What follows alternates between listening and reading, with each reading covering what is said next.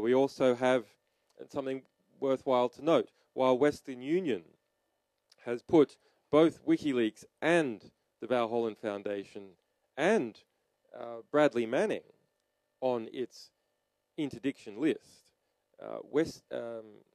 MoneyGram, the competitor to Western Union, has not. So we can see the complete arbitrariness of this blockade by comparing, for example, these two financial institutions. But you can go into any MoneyGram office and wire money to Iceland and then on to WikiLeaks.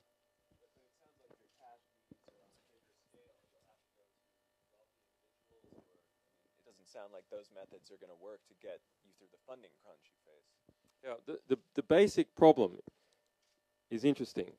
WikiLeaks has been able to be so forcefully politically independent because our traditional donor base is over 50,000 people. It may well be over 100,000, but we just checked the records yesterday, and over 50,000 people.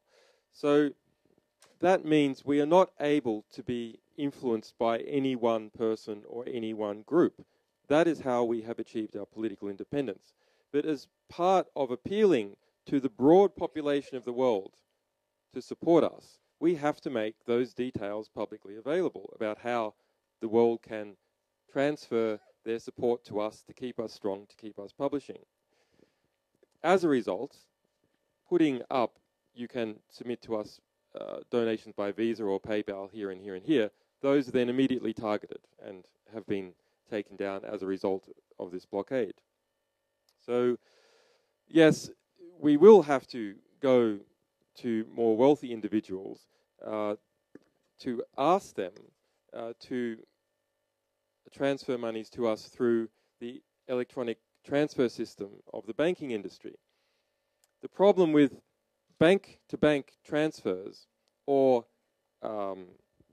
secure cash transfers is that there's an overhead, and that overhead is something like $50. The average WikiLeaks donation to date has been $25. So we are an organization that has broad mass appeal. We are not an organization that relies on a few wealthy individuals or foundations, and that is how we have been able to publish so robustly and so freely to date. But yes, we hope to put together a constellation of wealthy individuals from different nations, so we're able to keep our political independence, also together with a broad mass appeal using these alternative mechanisms.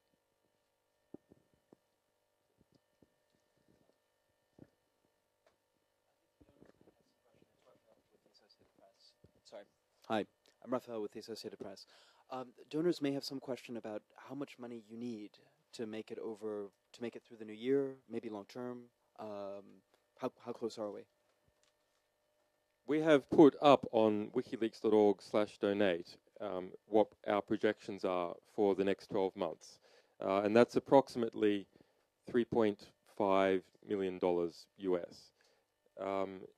Now, of course, that means the organization is not able to expand in the same way that it rightfully should be able to.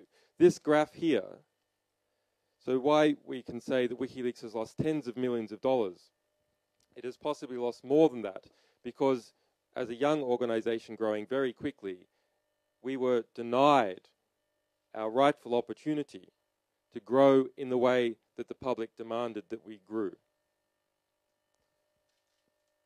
But $3.5 million is our projection for the next 12 months on what we need to operate at the same capacity that we have operated over the past 12 months. Now we'll move to the next topic.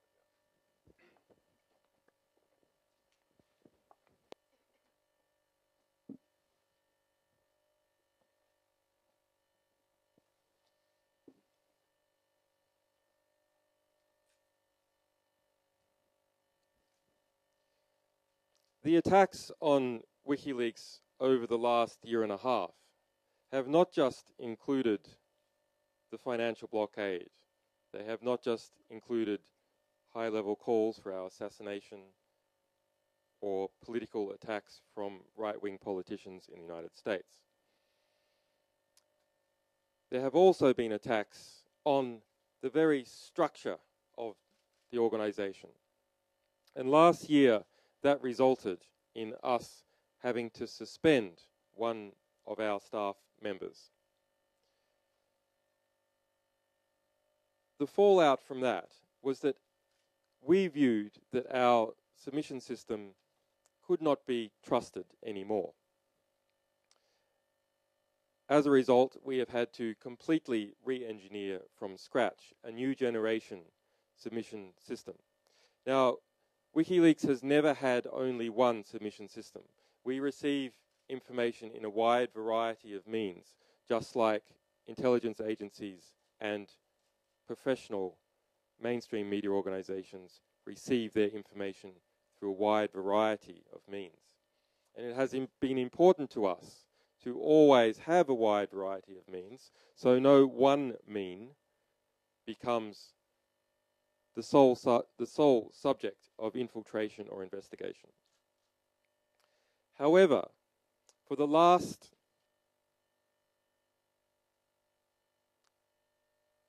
12 months, you haven't been able to go through the front door to submit WikiLeaks sensitive information. You've had to establish contacts with the organization and transmit us material through other mechanisms. On November 28, the 1-year anniversary of Cablegate, we will launch our new generation submission system. That includes not just a public interface, but also several other mechanisms that are necessary to deal with an attack on the entire internet security system that has been established over the last few years by intelligence agencies and criminal groups. Right now, it is not possible to trust any HTTPS connection on the internet. It is not possible to trust your banking system. It is not possible to trust any regular web-based secure encryption system. That is because intelligence agencies have infiltrated a number of certificate authorities.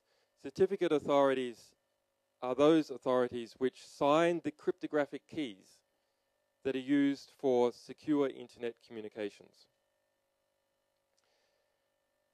On November 28, we will release our alternative to that system, which is independent of all certificate authorities.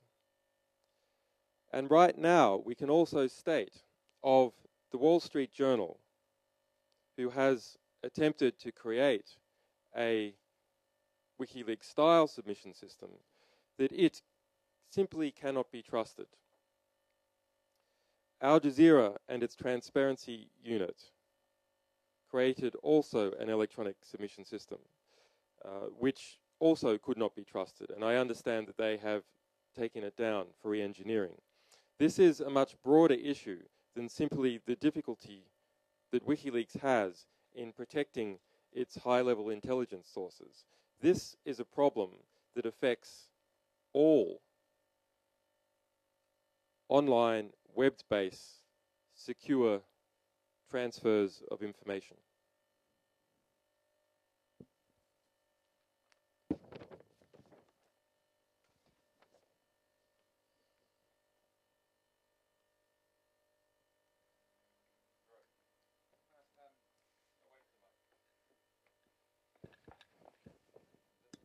Understand you may be limited in what you can say, but how do you think you've managed to get around the fact that, in your eyes, certificate authorities can't be trusted with this particular submission system? We will give full details on a conference here on November 28. I would like to say that this problem has been brewing over a number of years, and we were aware of it before. back in 2010. And we had a number of mechanisms to ameliorate that. Thousands of robots that went out over the internet to simulate being sources, to check to see whether these men in the middle or fabricated certificates existed.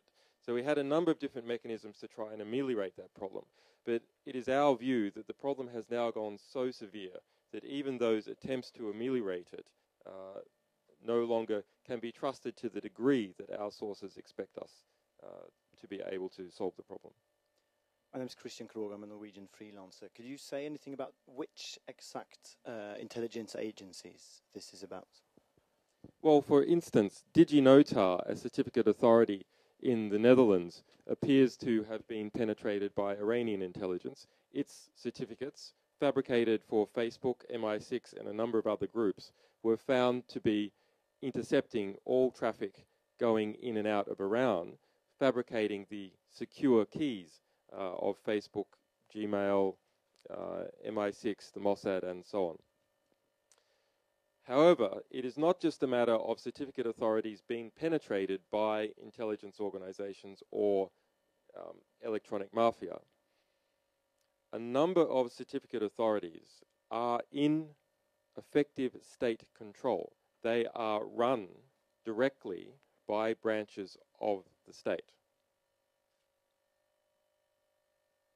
Additionally, certificate authorities exist as corporations, including Microsoft, and they exist within the coercive framework, the legally coercive framework, and the politically coercive framework of states. And in dealing with the sorts of material that we deal with, political coercion, as we have seen with this banking blockade, is a real risk to WikiLeaks and to its sources if political coercion can result in the compromise of security. Last question.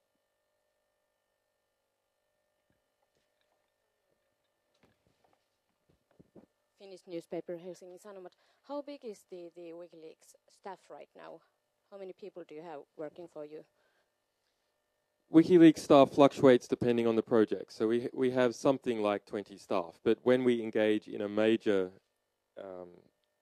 release, we tend to hire a lot more staff. We also have something like 800 volunteers that do useful work, and our general supporter base, according at least to those people who've signed up to Facebook, is around 2 million.